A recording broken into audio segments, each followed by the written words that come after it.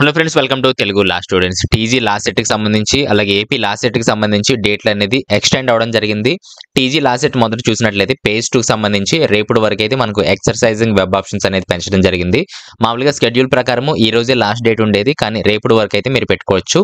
తర్వాత ఇక్కడ refund format అని చెప్పి ఒకటి ఇవ్వడం జరిగింది.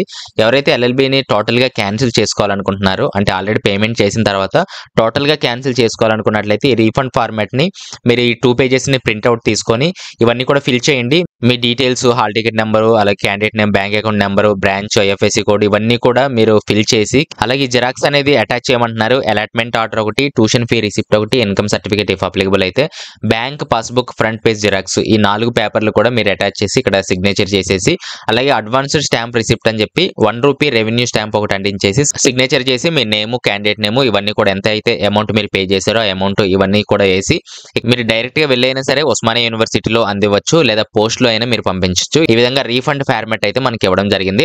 అలాగే AP last set PG L set కి సంబంధించి మళ్ళీ డేట్స్ అనేది ఎక్స్టెండ్ చేయడం అయితే జరిగింది. ఇక్కడ రిజిస్ట్రేషన్ కూడా మనకు ఇది పాత డేట్స్ ఇవన్నీ కూడా 14వ తారీఖు వరకు అని చెప్పి, కానీ ఒకసారి రీఫ్రెష్ చేసి మీరు చూసినట్లయితే 18వ తారీఖు వరకు రిజిస్ట్రేషన్ చేసుకోవచ్చు. ఇంకా ఎవరైతే క్యాండిడేట్ రిజిస్ట్రేషన్ మిస్ అయ్యి ఉన్నారో వారు చేసుకోండి. ఈ మధ్యలో ఒక 2-3 ఫోన్ చేసి ఇంకా రిజిస్ట్రేషన్ మేము చేసుకోలేదని చెప్పి బాధపడ్డారు. సో అలాంటి వాళ్ళకి మంచి విషయం అని చెప్పుకోవచ్చు. తర్వాత వెరిఫికేషన్ వచ్చి కూడా రేపటి వరకు వెరిఫై అయ్యే అవకాశం ఉంది. ఇంకా చాలా మందికి వెరిఫై అవ్వలేదు, అందుకనే డేట్లు ఎక్స్టెండ్ చేసుకుంటూ వెళ్తున్నారు. అలాగే వెబ్ ఆప్షన్స్ వచ్చేటప్పటికి 19వ తారీఖు వరకు అయితే పెట్టుకోవచ్చు.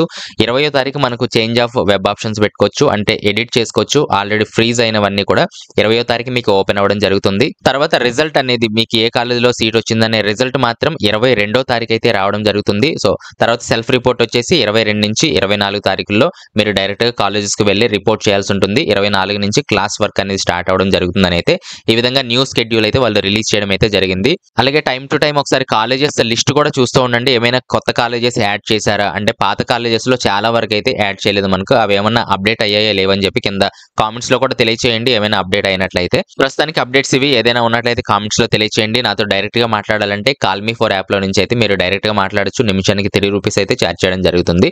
లేదా కామెంట్స్ రూపంలో తెలియచేయండి. టైం ఉంటే రిప్లై ఇవ్వడానికి అయితే ప్రయత్నం చేస్తాను. నెక్స్ట్ వీడియోలో మళ్ళీ కలుస్తాను. Thanks for watching.